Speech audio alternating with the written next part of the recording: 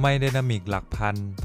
ล์ AM8 ดีไซน์มินิมอลใช้งานง่ายแค่เชื่อมต่อสาย USB ก็ใช้ได้เลยหรือจะใช้เป็นสาย XLR สำหรับคนที่มี Audio Interface มีรูหูฟังไว้มอนิเตอร์เสียงพูดมีไฟ RGB แบบพอประมาณไม่ตะโกนสามารถเปิดปิดเสียงเพิ่มลดวอลลุ่มและไฟ RGB ได้จากตัวไมค์เลยสำหรับคนที่ไม่มีขาไมค์แยกก็มีตัวฐานไมค์ติดมาให้ด้วยจะใช้เล่นเกมหรือประชุมงานตอน Work from Home ก็ลงตัวและเสียงที่เพื่อนๆได้ยินตลอดทั้งคลิปก็มาจาก